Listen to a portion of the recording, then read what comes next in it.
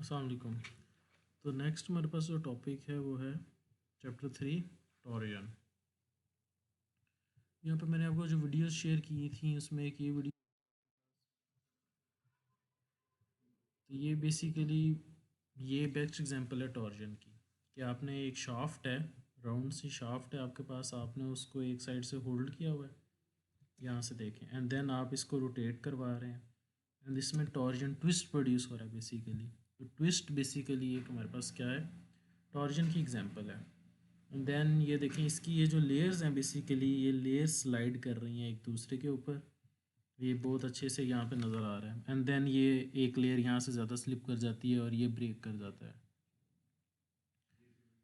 ये हमारे पास एक बड़ी अच्छी एग्जांपल थी टॉरियन की। सो ये हमारे पास अब चैप्टर है, चैप्टर 3 है टॉरियन। तो इसमें हम स्टार्ट करते हैं स्लाइड से। तो यहाँ पे जो एग्जांपल दिया है वो एग्जैक्टली यही दिया है। हमारे पास क्या, एक टरबाइन है इस साइड पे और दूसरी साइड पे हमारे पास जनरेटर है। तो क्या है, टरबाइन में लाइक ऊपर से पानी आ रहा होगा, पानी जो है वो टरबाइन को रोटेट करवा रहा है। टरबाइन जो है वो जनरेटर है, जनरेटर ने इलेक्ट्रिसिटी जनरेट करनी है यहाँ से, तो उस दरमियान में क्या है, एक हमारे पास शाफ्ट लगी हुई है, शाफ्ट कनेक्टेड है। अब ये शाफ्ट क्या है, यहाँ से ये रोटेट करेगी, ये रोटेशन की एंगल शो किया हुआ है, एंड देन टरबाइन जनरेटर की तरफ मूव करेगा।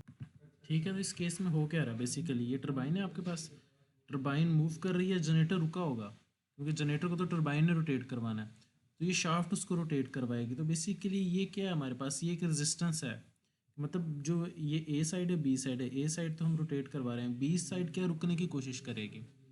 तो इसकी वजह से क्या होगा, मतलब यहाँ बी साइड पे रेजिस्टेंस होगी जनरेटर की वजह से, फ्रिक्शन है जनरेटर में, उसका वेट है, तो रोटेट मुश्किल से होगा।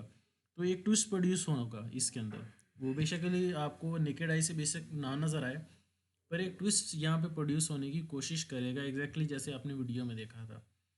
तो अगर लाइक सपोज मैं यहाँ जनरेटर को पकड़ लूँ तो फिर एग्जैक्टली वीडियो वाली सिचुएशन होगी कि ट्विस्ट प्रोड्यूस आपको नज़र भी आना शुरू हो जाएगा। तो ये केस है आपके पास टॉर्जन का, एक सिंपल एग्जांपल है कि इस केस में शाफ्ट में टॉर्जन प्रोड्यूस होगी, माइक्रो लेवल पे हो, बेशक वो आपको नेकेड आई से नज़र ना आ रही हो, पर टॉर्जन प्रोड्यूस होगी।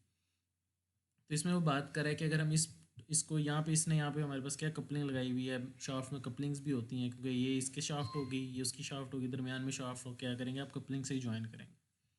मतलब एक शाफ्ट तो नहीं हो सकती ना, क्योंकि टरबाइन अलग बनी हुई है, मैन्युफैक्चर है, जनरेटर अलग बना है, तो उसमें से शाफ्ट आ रही होगी, एक टरबाइन में से आ रही होगी, एंड देन दरमियान में आपको उसको ज्वाइन करना पड़ता है।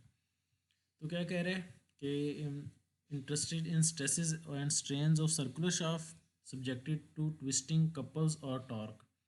तो बेसिकली क्या, ये टी उसने बताया कि क्या टॉर्क प्रोड्यूस हो रहा है इसके अंदर, या कपल्स है या टॉर्क है, तो हम उसके अंदर इंटरेस्टेड हैं, उसकी वजह से क्या है हमारे पास स्ट्रेस और स्ट्रेन जो प्रोड्यूस होगा शाफ्ट के अंदर। तो इस चैप्टर में हम यही पढ़ेंगे, जो शाफ्ट है उसमें जो स्ट्रेसेस जनरेट हो रही हैं एंड स्ट्रेन जनरेट हो रहा है। तो बता रहा है कि टरबाइन क्या करती है, टॉर्क एग्जिट करती है इस डायरेक्शन में टी डैश में, एंड देन उसके ऑपोजिट डायरेक्शन में शाफ्ट के अंदर टी जो है वो टॉर्क प्रोड्यूस होता है, एंड इसी तरह जनरेटर के अंदर अगर शाफ्ट इस तरफ को प्रोड्यूस करिए तो देन उसके ऑपोजिट साइड पे टॉर्क जनरेट होता है। तो देन उसके बाद क्या करें कि net of the internal shearing stresses in an internal torque equal and opposite to the applied torque. Basically क्या हमारे पास, यहाँ पे हम डिटेल में बुक के अंदर अगर जाएं, एक डिटेल डायग्राम देखते हैं इसकी।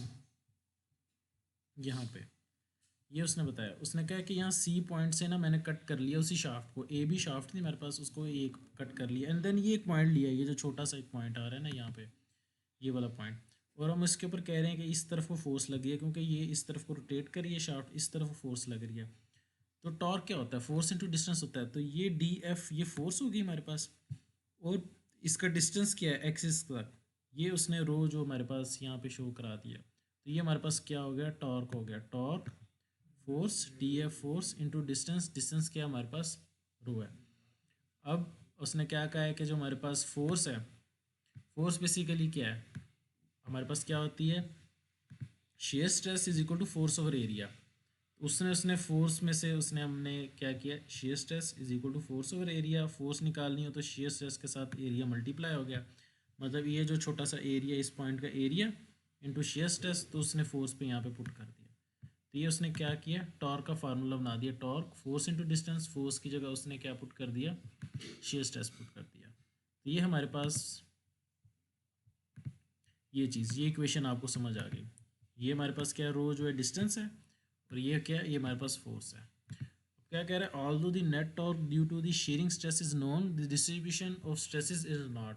तो बेसिकली क्या है, हमारे पास डिस्ट्रीब्यूशन है, एक तो हमने ये फाइंड कर लिया टॉर्क, पर स्ट्रेसेस हमें जो है वो अननोन है। तो स्ट्रेसेस हम कैसे फाइंड करेंगे, distribution of sharing stresses is statically indeterminate, must consider shaft deformations. Basically क्या है, शाफ्ट में डिफॉर्मेशन होंगी तो उसको कंसिडर करते हुए हम क्या करेंगे, शेयरिंग स्ट्रेस और नॉर्मल स्ट्रेस और ये सारे स्ट्रेसेस फाइंड कर लेंगे। Unlike the normal stress due to the axial load, the distribution of shearing stress due to torsion loads cannot be assumed uniform. मतलब हम बता रहे हैं कि जिस तरह पहले केस में होता था नॉर्मल स्ट्रेस, आप नॉर्मल स्ट्रेस क्या होती थी, ये फोर्स लग रही है, वन नोट ओपन कर लेते हैं। नॉर्मल स्ट्रेस तो आपको याद होगी क्या चीज़ होती थी,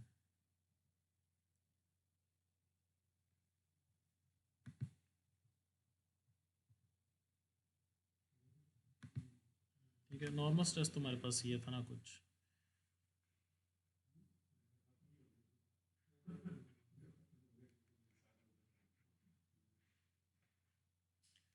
ये हमारे पास नॉर्मल स्ट्रेस था,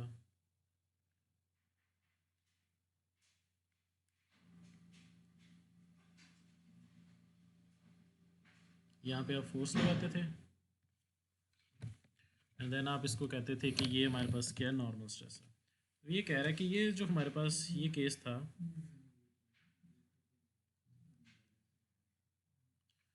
तो ये वाला जो केस था इसमें तो हम नॉर्मल स्ट्रेस इजीली फाइंड कर सकते थे। जो आपका क्या, आपके पास क्या कहते थे, ये आपके पास फोर्स लग रही है, ये एंगल इसके दरमियान में 90 डिग्री है, ये हमारे पास जो है ये वाली चीज़ क्या है, ये एरिया है। तो ये चीज़ तो आप फाइंड कर लेते थे। अब नेक्स्ट इस केस में क्या है, इस केस में हम क्या कर सकते हैं, इजीली फाइंड नहीं कर सकते। तो फिर उस केस के लिए हम क्या करेंगे, उस केस के लिए हम बेसिकली